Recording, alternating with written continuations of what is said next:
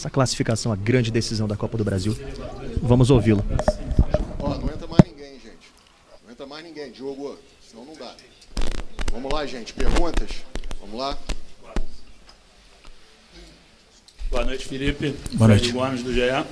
Felipe, queria te perguntar, assim, na última coletiva você tinha citado que você pensa o jogo para quando você sai perdendo, quando você tem jogadores expulsos, e hoje você teve um jogador expulso. Queria te perguntar o que você pensou com a entrada do Fabrício Bruno, e se já tinha visto alguma coisa semelhante na Europa, quando você jogava, de tirar um homem de profundidade e botar um zagueiro. Obrigado, boa noite. Boa noite. Estaria falando a mesma coisa se tivesse perdido também. Penso em todas as possibilidades dentro do jogo, anoto. Pode ir? Pode continuar. Anoto, planejo, não sempre sai do jeito que a gente espera, não sempre acontece as coisas que a gente vem planejando, mas uma expulsão sempre é prevista e o possível cenário do jogo também. E isso aí, primeiro, muitas experiências que eu vivi, jogando em vários tipos de sistemas diferentes com um a menos, jogando com um a mais, e decidimos rápido porque já estava previsto. Se isso acontecesse com a comissão, a gente decidiu muito rápido, porque o time tem que ter uma resposta do treinador nesse momento imediata para saber o que fazer, e foram sublimes. Sidão, boa noite, Felipe. Tudo bem? Noite. Sidão Marinho da Litoral News.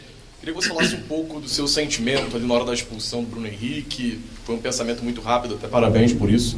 Você leu muito bem o jogo na minha visão.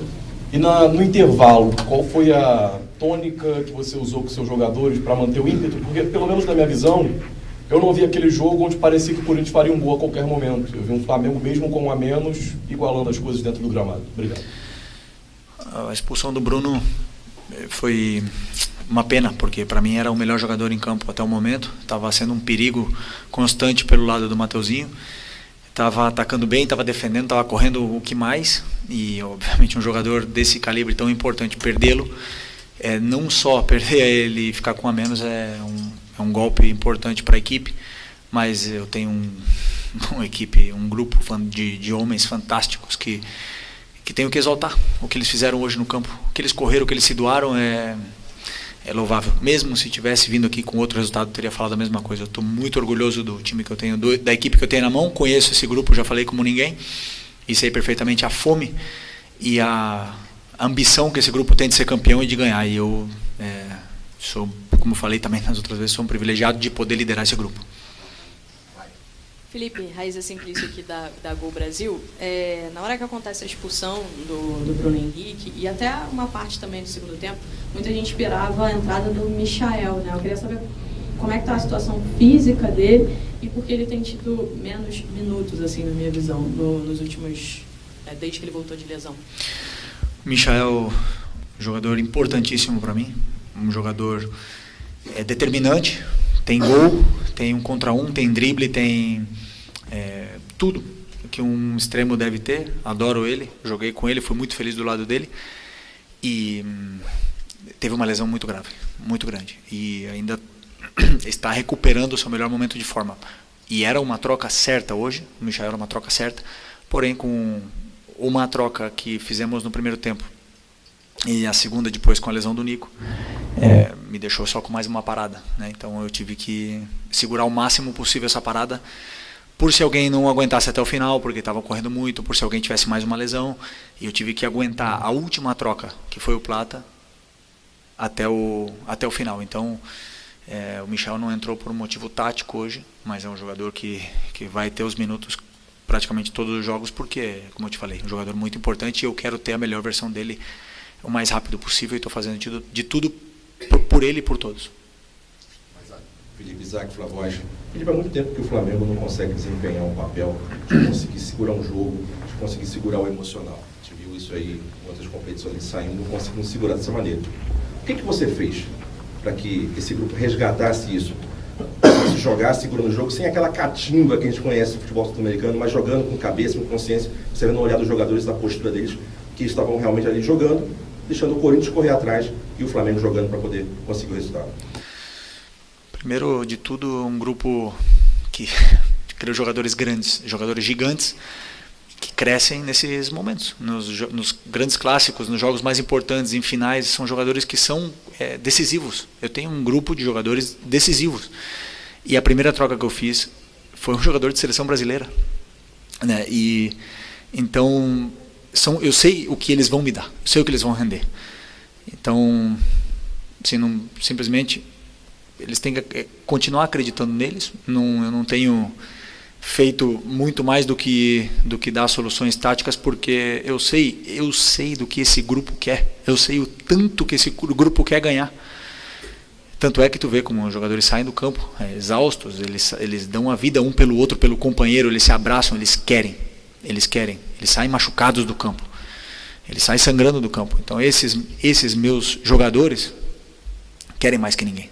Então quando não conseguem atingir o objetivo, abala, claro que abala. Porque jogar no Flamengo, o maior time para mim do Brasil e um dos maiores do mundo, você quer botar a sua foto na parede, quer fazer história. E quando não consegue, dói. A gente quer fazer história aqui. Felipe. Rodrigo Cerqueira, TV Globo. Durante o primeiro tempo, eu observei que o Rossi foi algumas vezes conversar com você, no segundo tempo já o Davi Luiz.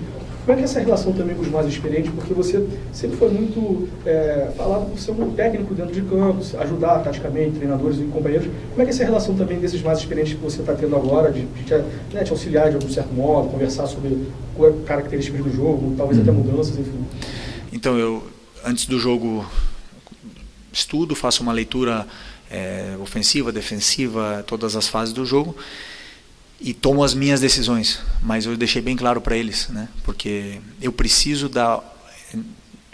não é da opinião, senão do que eles estão sentindo, porque eu preciso dar para os jogadores as soluções segundo também a cabeça deles, do que eles querem, o que eles pensam, para a gente poder chegar num termo bom. E eu tenho conversado muito com o Davi tem me apoiado bastante nisso, me dando bastante feedback do que o grupo sente, muitas vezes. E não só ele, senão os capitães todos vêm me ajudando muito nesse papel, para depois a decisão ela é minha, a decisão de como a gente vai jogar, quem vai para o campo, quem é titular, quem é reserva,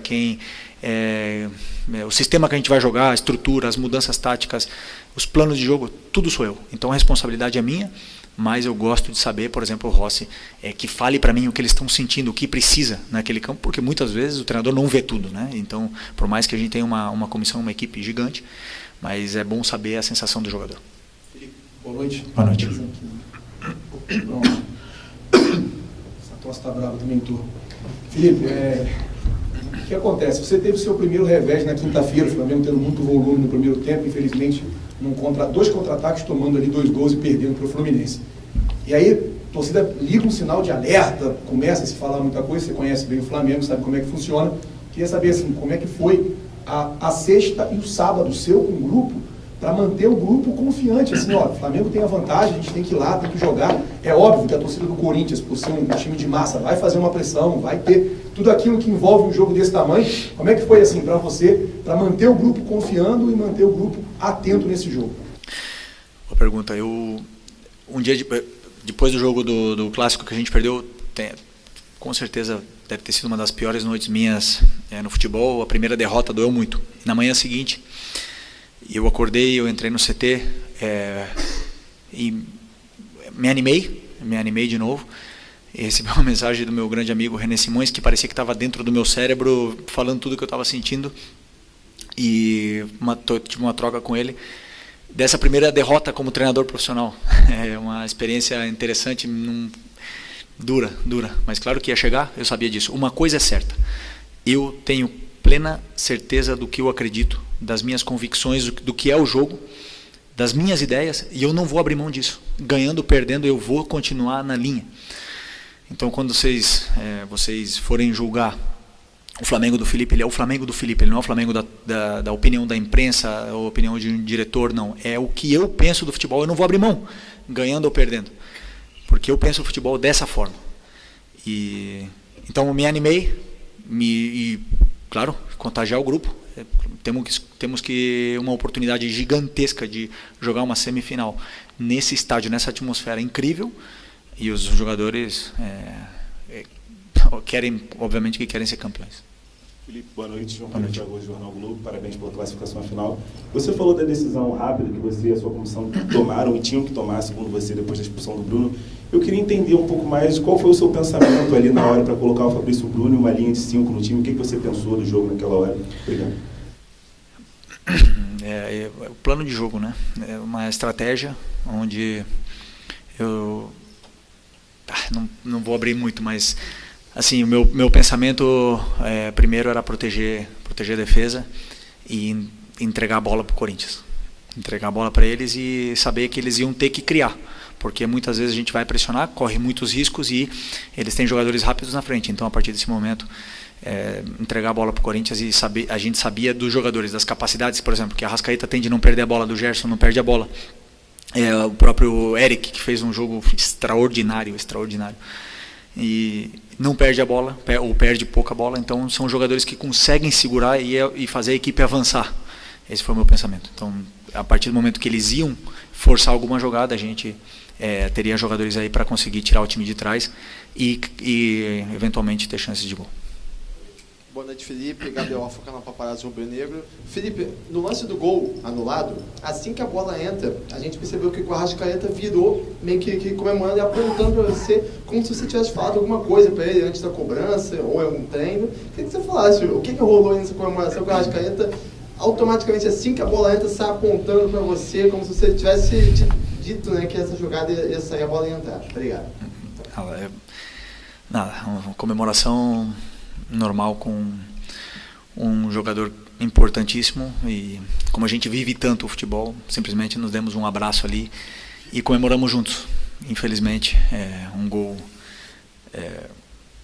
não sei a linha, não consigo entender muito bem, mas foi anulado. Paciência, correr atrás do resultado. Felipe, Simon do Coluna do Fla. Você já falou sobre a alteração ali, da mudança, a estratégia quando tirou o Gabigol e colocou o Fabrício Bruno, mas a minha pergunta é, o Gabigol, que tem sido bastante questionado nos últimos jogos, né, que não tinha oportunidade com o Tite antes e está tendo oportunidade novamente com você, ele virou essa primeira opção pelo mau desempenho dele hoje ou foi realmente só uma questão estratégica? E como é que tem sido o desempenho dele para você? Essa luz está muito forte ali, não... Desculpa. Aí. O meu time, o meu modelo, eu jogo com 9 profundo, ok? Profundo que dá profundidade ao time, que ataca o espaço. O Gabi tem essa função no meu modelo de jogo. O atacante, o 9, tem essa função. Pedro machucado, Carlinhos não pode jogar, e que outro jogador ataca melhor espaço que o Gabriel? Está no melhor momento dele? Não está. Todos nós sabemos, não está. É um jogador que não vai se recuperar nunca? Não sei, depende dele. Ele não foi nada a ver com o jogo que ele estava fazendo, senão com a estratégia que eu tive para o time naquele momento. A primeira opção sempre é tirar o atacante e deixar no campo jogadores que podem aguentar e ser mais resilientes na parte física, né? No caso, ele que tem uma função estratégica de ficar profundo e atacar o espaço. Obviamente que eu precisava deixar o Arrascaeta ali, porque o Arrascaeta é meia e cobre mais o campo do que o Gabriel, então uma questão especificamente estratégica. Aqui, boa noite, Felipe, Vinícius, canal Vini Rubro Negro. Você já até falou do Arrascaeta, ainda falando do jogador, eu queria saber o que você pensou para o posicionamento dele hoje, porque até mesmo quando o Flamengo ainda tinha 11 em campo, ele parecia jogar um pouco mais ao lado do Gabigol e não tanto como um jogador mais centralizado. E aí, quando o Flamengo ficou com a menos, aí que ele virou mesmo um falso 9, eu queria saber o que você pensou para esse posicionamento dele, se isso foi treinado. Não, o posicionamento não estava correto nesse momento, era uma coisa que eu estava tentando corrigir, né, dele e do Gerson, e não estavam bem posicionados do jeito que eu queria. E o posicionamento dele era um pouco mais perto do Bruno. Mas ele tem a tendência, né, de ficar mais alto, mas eu acredito que tenha sido pelo número de erros que a gente teve com a bola no começo do jogo, de domínios, um gramado muito diferente, estava escapando muito a bola do nosso pé, demos um pouco de contra-ataque, de transições para o Corinthians, ele acabou correndo demais e perdendo esse posicionamento dele depois quando a gente tinha a bola, mas era uma coisa que eu estava tentando corrigir o tempo todo, gritando para ele poder corrigir esse posicionamento. Boa tarde, professor. Boa noite a todos. Professor, o Flamengo é o clube que mais chegou a finais de Copa do Brasil. Eu queria saber qual que é esse segredo, qual que é o emocional para jogar mais uma final. 10 finais. Eu e o Diego Ripa, a gente sempre comentava, né, que o pessoal cobra o título, mas como é difícil chegar todo ano em finais. Como é difícil. Todo mundo quer estar na final. São muitos times que jogam. Todos eles querem estar disputando. E o Flamengo está ali todo ano. Copa do Brasil, Libertadores e Brasileiro. E às vezes até peca por querer ganhar todos, né? É difícil o calendário, mas com o grupo que tem e com o elenco que tem, né? Tirando as lesões, infelizmente, que a gente teve essa temporada, o Flamengo pensa muito grande, né? Então, e como eu repito, não é fácil estar nessas finais. E o grupo, eu estou completamente tranquilo, porque são jogadores acostumados a jogar finais, são jogadores acostumados a estar ali todo ano brigando, todo ano se exigindo ao máximo, não perdem a fome, não perdem a ambição, ao contrário, querem mais fotos na parede, querem mais história, e aí o emocional fica mais fácil, porque são jogadores que sabem lidar com esse momento. Felipe Luiz, boa noite. Gil Carvalho, Rádio Superando Gigantes Esportes. Eu gostaria de perguntar para você se o Bruno Henrique falou alguma coisa na expulsão, o que ele falou, como estava o sentimento dele naquele momento, porque, é claro, nós estávamos em transmissão e todos sentimos que não foi de propósito, foi um lance casual. E o sentimento dele, não é um jogador violento, deveria estar ali com bastante pesar. Você poderia expressar o que ele te falou, coisa do tipo? Por favor. O Bruno é um cara muito emocional, assim, ele sente muito, né, as derrotas, ele sente muito esses tipos de acontecimentos. Ele sente muito quando o juiz erra também, né? Ele é muito emocional, ele bota para fora demais. E é um jogador que deixa a alma dele pelo clube. E eu falei para ele, pode ficar tranquilo que o grupo vai correr para você, não tenha dúvida disso. O grupo ama o Bruno Henrique, sabe o quanto ele entrega tudo que ele tem pelo grupo e pelo clube, sempre. E foi uma pena porque a expulsão é justa, mas nem tudo foi justo nesse jogo. Nem tudo foi justo. Vai. As últimas duas. Felipe, boa noite. Descendo para cá para a coletiva com dois amigos cronistas, um deles disse que você, discípulo do Jorge Jesus, teve uma tarde de Diego Simeone. Isso me levou a duas referências, né? Uma, que em 2020, com o Jorge Jesus, o Flamengo chegou a ter o jogador expulso e teve que trabalhar com essa desvantagem e foi até superior tecnicamente ao adversário, mesmo tendo um jogador a menos. E o Simeone, que muitas vezes costuma sofrer, entre aspas, mas consegue ensinar o seu time a sofrer. Queria que você falasse a respeito dessas duas referências. Bom, aquele jogo com o Jorge Jesus, a gente foi praticamente a mesma coisa. Contra o Independente Del Valle, temos a bola para eles, esperamos nosso momento de atacar e no Maracanã foi um show aquele jogo, né? Hoje era muito difícil, um jogo muito complicado, num estádio muito difícil de jogar, num gramado muito rápido, o adversário com todas as vantagens. Então, como eu falei antes na outra pergunta, tem muitas experiências jogando com a menos, tem muitas experiências jogando com 2 a menos e com jogadores a mais também. Então acho que estou aqui agora falando com resultado positivo na minha frente, mas a decisão que a gente tomou foi firme, convicta. Como eu falei para vocês, eu tenho convicção do que eu faço. Nem sempre vai dar certo, nem sempre vai ser o caminho certo, mas o que eu falo, esses jogadores eles acreditam tanto, né, e querem tanto que acabam fazendo acontecer. Professor, última da coletiva. Boa noite, Felipe. Ângelo Furtado, Time Web Sport. Felipe, aos 26 do segundo tempo, houve um toque de bola na mão do Garro, né? E aí o Daronco, ele foi e falou que o Gerson estava voltando de um impedimento. Queria saber qual foi a tua análise ali na beira do campo, se foi pênalti, se não foi. A sua análise você teve. Eu não vi ainda, confesso que eu não vi ainda nenhum lance desses e não gosto de falar de arbitragem. Eu não vou falar do Daronco, adoro o Daronco, adoro ele. Mas só a única coisa que eu peço é que respeitem o Flamengo. Porque o que eu sinto, já sentia como jogador e como treinador, é que, ou você é com o Flamengo, ou você é contra o Flamengo, todos os outros clubes, Então é mais fácil sempre ir contra o Flamengo. Sempre é mais fácil ir contra o Flamengo. E se o VAR tem uma dúvida, é contra o Flamengo. E isso aí me incomoda bastante. Então a única coisa que eu peço aqui é que se respeite o clube. E que faça o que está na regra. Que façam o que é certo. E se falam que o VAR é... Como é que falam?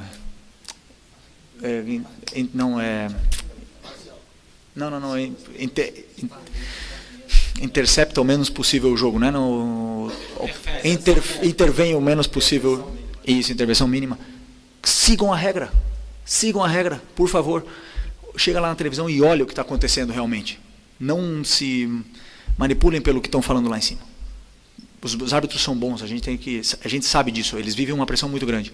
Mas a minha sensação é que é muito fácil, está sendo muito fácil ir contra o Flamengo. E isso me incomoda. Isso é a única coisa que eu quero, não quero vantagem, eu quero que sejam justos. E pronto. Tá bom? Muito obrigado, professor Felipe Luiz. Obrigado a todos. Boa noite, bom retorno ao Rio de Janeiro.